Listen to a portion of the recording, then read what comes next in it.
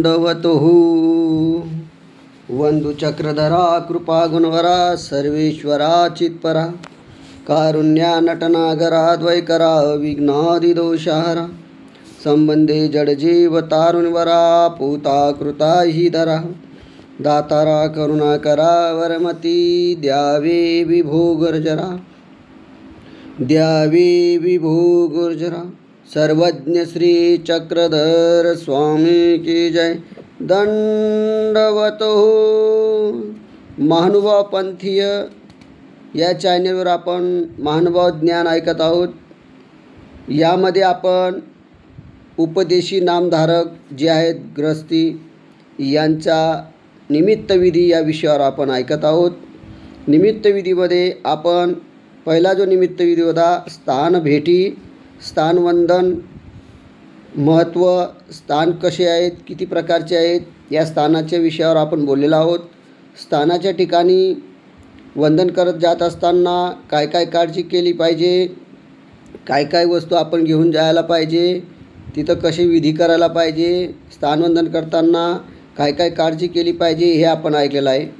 आज आपण निमित्तविधीतला दुसरा जो विधी आहे भिक्षुकांची भेटी, कारण स्थान प्रसाद भिक्षुक वासनिक संघ सांगात अन्नदान सेवा शुश्रूषा हे निमित्तविधी आपल्याला नामधारकाला प्राप्त होतात।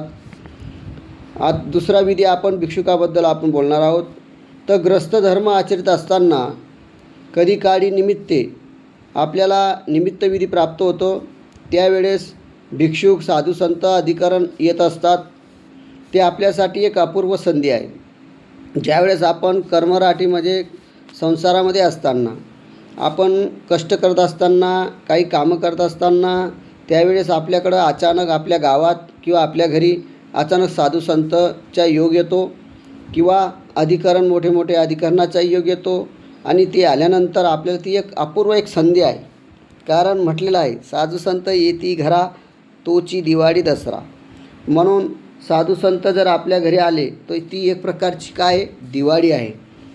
आणि म्हणून भिक्षुक म्हणजे चतुर्साधनातील तिसरा खांब आहे। कारण चतुर्साधनापैकी ते एक साधन आहे, ते परमेश्वराने विहित आहे।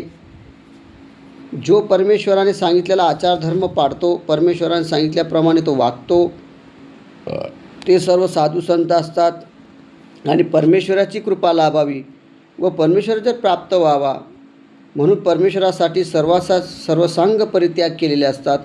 त्यांनी घरदार वगैरे गाव वगैरे सोडून सर्वसंग परित्याग करून परमेश्वरासाठी आपलं जीवन दिलेलं असतं। त्यांचा त्याग महान असतो। ते सतत परमेश्वराचे स्मरण करत असतात, ज्ञान भक्ती वैराग्य काढतात, लोकांना धर्माला लावतात, उपदेश देतात, संन्यास देतात आणि ज्ञान सांगून मार्गदर्शन करून त्यांनाही आचाराला लावतात। तर असा हा महत्त्वाचा आणि चेतन पदार्थ म्हणजे भिक्षुक आहे। हा परमेश्वराचा एक सोयराप्रमाणे आहे। कारण देवानेच सांगितलेलं आहे तुमच्या भेटी देव भेटो, असं हे पुण्य याच्यामध्ये मिळत असतं, गोमटे मिळत असतं।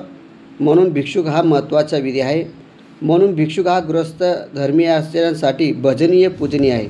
म्हणून कोणी साधू संत तर आपल्या घरी आले तर आपल्याला काही गोष्टी जे उपदेशी आहेत, काही नवीन आहेत, त्यांना कोणतंही ज्ञान नसतं, त्या साधू संत आपल्या घरी आले तर त्याला आपण दंडवत घालत नाही, आदरातिथ्य करत नाही, त्यांना बसायला सांगत नाही। काही तर लोक बोलायलाही तयार नाही, दंडवत करायला तयार नाही। हा अज्ञानाचा प्रकार आहे। त्यांना त्यांचं महत्त्वच माहिती नाही साधू संतांचं। परंतु साधू संत जर आपल्या घरी आले तर जे जाणकार आहेत, ज्यांना परमेश्वरावर प्रीती आहे, आवडी आहे, गोडी आहे, ते साधू संत आल्यानंतर त्यांचं आदरातिथ्य करतात, प्रसन्नतेने त्यांना या म्हणून म्हणतात। त्यांचं आल्यानंतर घरामध्ये आल्यानंतर ते भाग्यशाली आहेत, ते आपल्या घरी आले, तुम्ही भाग्यशाली आहात, तुमच्या घरी आले म्हणून एकमेकाचं तुम्ही भाग्य आहेत। दोघांना दर्शन झालं, वासनिकाचं भिक्षुकाचं वासनिकाला। आणि त्यावेळेस तो भिक्षुक आल्यानंतर त्या ठिकाणी जसं परमेश्वर भेटल्याचा, साधक भेटल्याचा आनंद तुम्हाला व्हायला पाहिजे।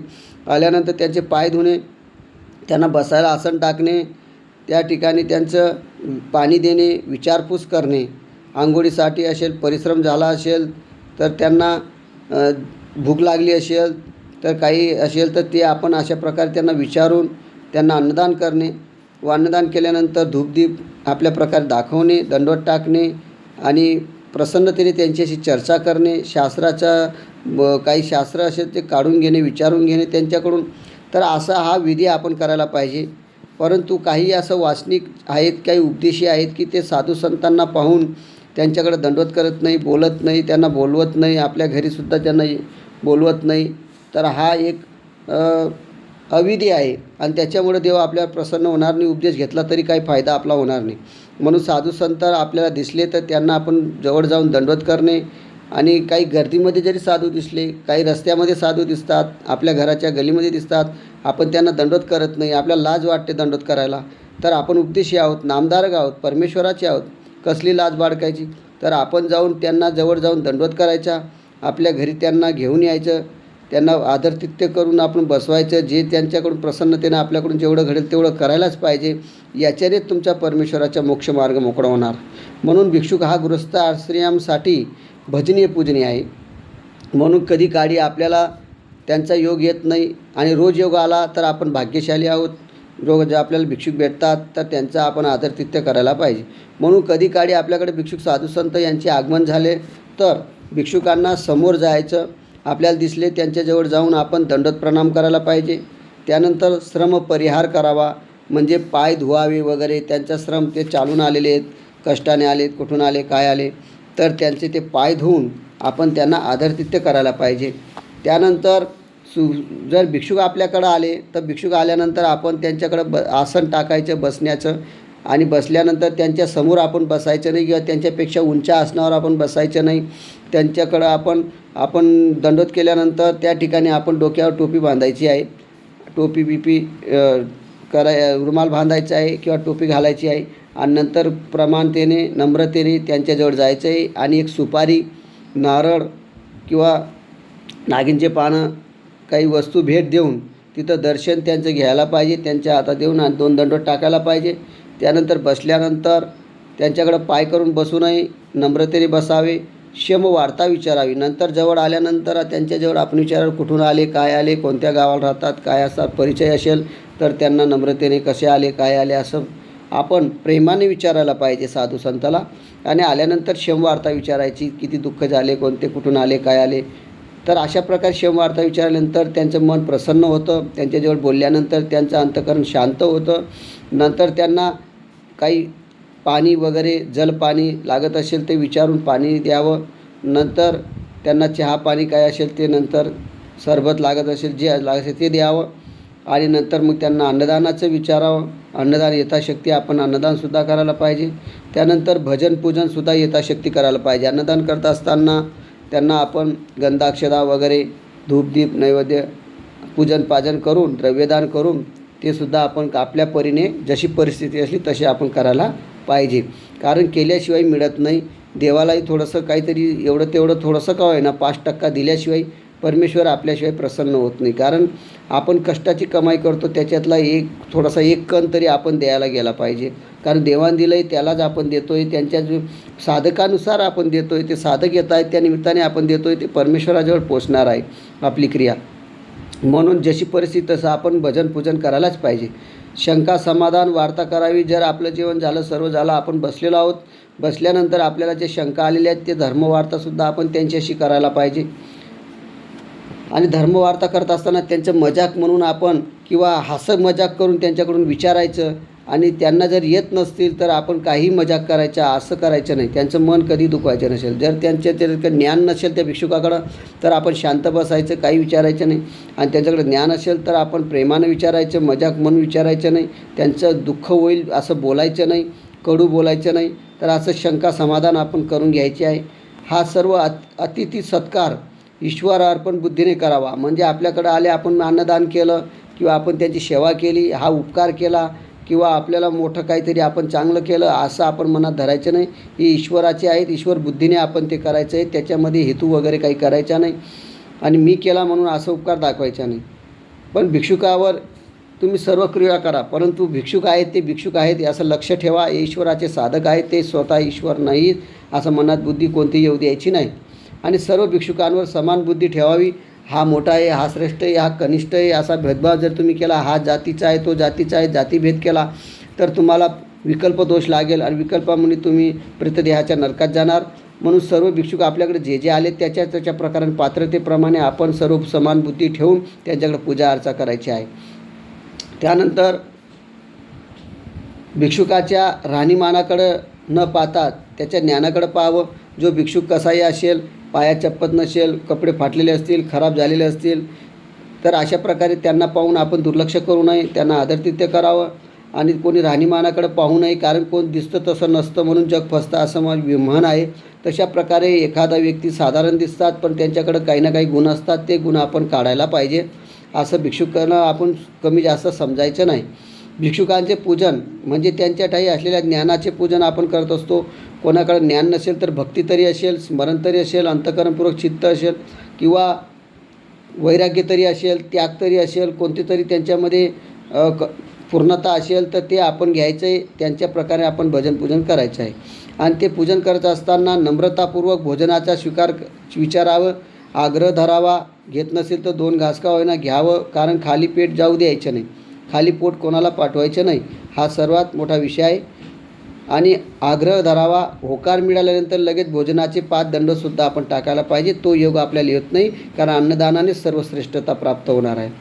पथ्य पाणी विचारायचं आहे. एकदमच स्वयंपाक डायरेक्ट करायचं नाही आपल्या मनानुसार काही, कारण ते आपण मनानुसार जर मना पटेल तसं जर कधी आपण स्वयंपाक केला आणि ते साधू संत जर जेवले नाही तर त्याचा आपल्याला दोष लागेल. म्हणून त्यांना विचारून घ्यावं, तुम्हाला काय लागतं, पथ्य पाणी आहे का, दवा पाणी आहे का, काही आजारपण आहे त्याच्यामुळे तुम्ही हे खात नाही पित नाही, असं तसं विचारून घ्यायचं. आणि थोडंसं त्यांच्या मनाला लागेल तसं आपण करून दिलं तर ते पदार्थ स्वीकार होतील आणि परमेश्वराची क्रिया आपल्याला घडेल. आणखी शारीरिक सेवेची संधी मिळायला सेवा करा. जर ते आशक्त असतील, आजारी असतील, दुखलं असेल तर त्यांना आपण पथ्य पाणी करून त्यांना शारीरिक सेवासुद्धा आपण करायला पाहिजे. थकले असतील तर पाय वगैरेसुद्धा आपण चेपून त्यांना श्रमनिवृत्ती करायला पाहिजे. याच्याने सुद्धा परमेश्वर प्रसन्न होतात. शेवटी प्रसन्नतापूर्वक आशीर्वाद घ्यावा. म्हणजे जसा साधू संत आल्यानंतर आपल्या घरी प्रसन्नता असते, तसेच जाण्याच्या वेळेसुद्धा आपण त्यांचे गुणदोष जे असतील ते सोडून द्यायचे, दोष पाहायचा नाही. आणि जातानासुद्धा प्रसन्नतेनेच आपण पाठवायचं आणि त्यांचा आशीर्वाद आपण घ्यायचा. असं जर तुम्ही केलं तर भिक्षुकांची सेवा ही महान सेवा आहे. कारण परमेश्वराचे साधक आहेत. परमेश्वर स्वतः आता आपल्या घरी येणार नाही, कारण ते येऊ शकत नाही. आपलं असं भाग्य जोडलेलं नाही परमेश्वर येतील. म्हणून त्याच्या साधकानुसार परमेश्वर त्यांची क्रिया स्वीकार करतो. म्हणून हे परमेश्वराचे साधक आहेत. आणि म्हणून ते भिक्षुकांचं दर्शन, कारण देव दुर्लभ तर त्यांचा भक्तही दुर्लभ आहे. म्हणून आपल्याला ती दुर्लभता प्राप्त झाली, पण त्याचं महत्त्व आपल्याला कळत नाही. आपल्या गावात साधू संत येतात, आपल्या गलीमध्ये साधू संत येतात, घराच्या बाजूला साधू संत येतात. आपण उपदेशी आहोत तरी आपण कंटाळा करतो, त्यांना बोलवत नाही, त्यांना क्रिया करत नाही, अन्नदान द्रव्यदान करत नाही. म्हणजे आपली भावना नाही किंवा आपल्याला ज्ञानच नाही. तर आपण नुसता उपदेश घेऊन फक्त शिक्का लावलेला आहे, तो काही कामाचा नाही. आपल्या परमेश्वराच्या साधनावर त्याचं प्रेम नाही, त्याच्या परमेश्वरावर कधीच प्रेम होऊ शकत नाही. तो उपदेशी असेल, कोणी असेल. म्हणून आपण विपरीतत्वानं येऊ देता. कोण्याही साधू संताची जर काही ओकटी क्रिया त्याच्याकडून घडली असेल, काही दोष घडले असेल, ते लक्षात न ठेवता आपण आपल्या परीने ते क्रिया आपण करायलाच पाहिजे व त्यांचा आशीर्वाद घ्यायला पाहिजे. तर हे सर्व महत्त्वाच्या गोष्टी आहेत. भिक्षुक आल्यानंतर आपण असं प्रकारे आपण ते कार्य करायलाच पाहिजे. भिक्षुकांची भेट अशी घ्यायला पाहिजे, नम्रतेपूर्वक आपण करायला पाहिजे. आणखी भिक्षुक संत आले तर त्यावेळेस आपण काय काय काळजी घ्यायला पाहिजे ते सुद्धा इथं सांगतायत की अंधश्रद्धेने किंवा धर्माव्यतिरिक्त ममतेने पूजन करू नये. म्हणजे साधू संत आले हे परमेश्वरच आहेत अशी बुद्धी आपण धरायची नाही. आणि त्या ठिकाणी ते पूजन पाजन केलं की आपल्याला पुण्य मिळेल, हे मिळेल, असा हेतूने आपण धर्माव्यतिरिक्त पूजन कधी करू नये. ज्ञान, भक्ती आणि वैराग्याच्या संदर्भात भिक्षुक पारखता आला, ज्याच्याकडे ज्ञान आहे, नसेल तर भक्ती आहे, वैराग्य आहे, तिन्ही गुणकडे असतील तर अतिउत्तम, नसतील तर ती पारख करून घ्या आणि पारखावा. आणि त्याप्रमाणे आपण क्रियासुद्धा करा. कारण ज्ञानी लोक अधिकरण यांची भेट होत नाही, ते त्यांची उत्तम पात्रता आहे. तशा प्रकारे आपण पात्रता पाहून आपण दानसुद्धा करायला काय हरकत नाही. आणि नसेल तर समभाव ठेवूनसुद्धा पात्रता न पाहतासुद्धा तुम्ही तशी क्रिया करू शकता. परंतु आपल्याला पटले नाही किंवा एखादा भिक्षुकाने तसं जर स्वभाव तामस असेल किंवा त्यांचं वागणूक तसं असेल, जर ते आपल्याला पटलं नाही तर कोणत्याही भिक्षुकाची अवहेलना करू नका, टिंगलटवाडी करू नका. कारण का निंदा केल्याने ते वाढत जाईल, प्रसव वाढत जाईल आणि तुम्ही साधू संतांची बुद्धी जाईल, परमेश्वराची बुद्धी जाईल, परमेश्वराची खंती तुमच्यावर येईल.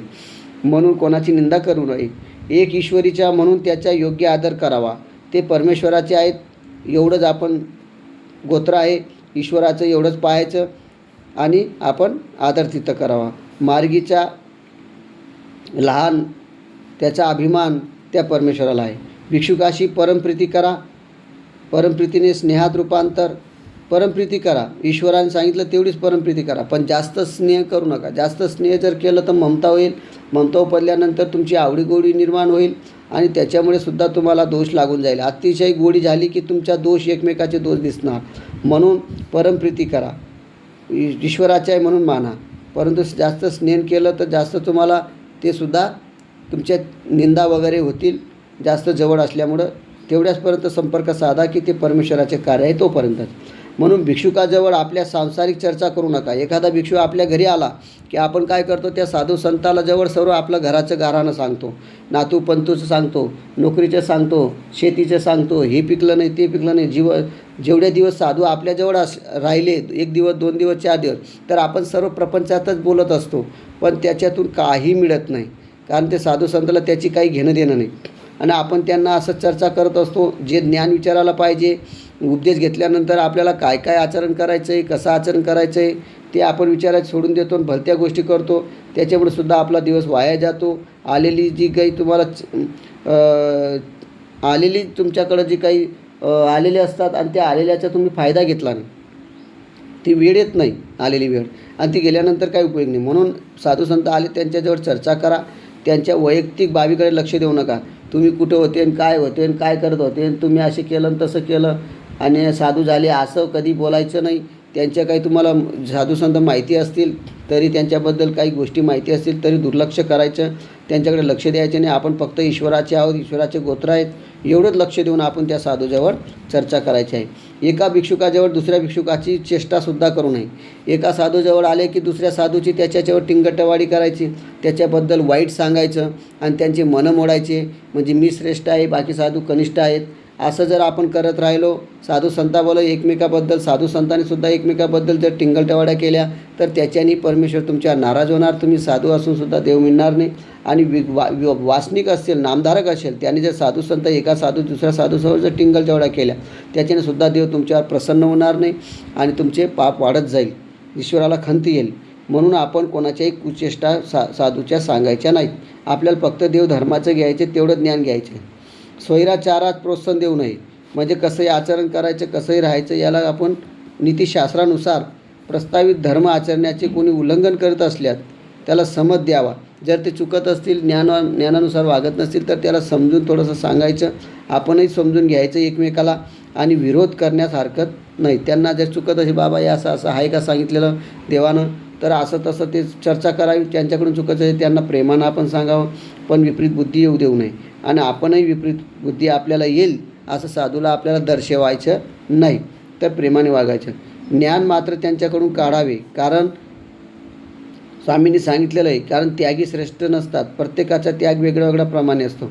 म्हणून एक श्रीमंत असून त्याग केला आहे आणि एक दुधीकरंटा त्याग केलेला आहे. अनेक प्रकारचे त्याग केले, कोणत्याही प्रकारे त्याग करून त्यांनी प्रपंच सोडलेला आहे. आणि म्हणून अशाच्या साधू संतांचा आपल्याला दुर्लभ दर्शन आहे आणि अशा साधू संतांजवळ आपण ज्ञान काढायला पाहिजे. जे काढता येईल तेवढं आपण चांगलंच काढायचं, वाईट काढायचं नाही, ते वाईट सोडून द्यायचं. तर अशा प्रकारे आपण जर परमेश्वराच्यासाठी प्राप्त करायचे असेल, परमेश्वराच्या मोक्षमार्गावर चालायचे असेल आणि आपल्या आत्म्याचं कल्याण करत असेल, घराचं चांगलं करायचे असेल, कुटुंबाचं चांगलं करायचे असेल, तर आपल्याला आपल्या घरामध्ये प्रसन्नता ठेवायची असेल, आपले पुढची पिढीवर जर आपल्याला संस्कार ठेवायचे असेल तर सतत साधू संतांची भेट घेणे, अधिकारांची भेट घेणे, ज्ञानियांची भेट घेणे, भेट घेतल्यानंतर त्यांच्या परमार्गामध्ये जाणे आणि स्थानवंदन करायला गेले तर तिथेही साधू संत भेटतात, स्थानवंदन करतात, त्यांनाही आदर तिथं करणे आणि आपल्याला त्यांना घरी बोलवणे. घरात जर आपल्या गावात जर दिसले, गलीमध्ये दिसले तर त्यांना आपल्या घरी बोलवून आदरातिथ्य करणे, त्यांच्याजवळ बसणे, प्रेमानं बोलणे, त्यांच्याजवळ नम्रतेने बसा, नम्रतेने बोला आणि त्यांना अन्नदान करा. जेवढ्या दिवस राहत असेल प्रसन्नतेने राहू द्या, त्यांना पोचवायला प्रसन्नतेने जा. आल्याचे आनंद आणि गेल्याचे आनंद दोन्ही आनंद सारखे ठेवायचे. पूर्वोत्तक्षम दुर्लभ सांगितलेला आहे, कारण भेटणारा माणूस पुन्हा भेटेल याचं काही सांगता येत नाही. कोण केव्हा काय घटना होईल हे सांगता येत नाही. जीवन पाण्याचं मोल आहे. हे पाण्याच्या बुडबुडा आहे, केव्हा चाललं जाईल. म्हणून आपण भाग्यशाली आहोत हेच आपण लक्ष ठेवायचं की साधू संतांची आपल्याला भेट झाली, तेवढी आपल्याला सेवा करता येईल तेवढी आपली करून घ्यावी आणि असा परमेश्वर आपण प्रसन्न करून घ्यावा. असं जर तुम्ही सतत कार्य करत राहिले तर परमेश्वर तुमच्यावर नक्कीच प्रसन्न होईल, तुमच्याला आशीर्वाद मिळेल.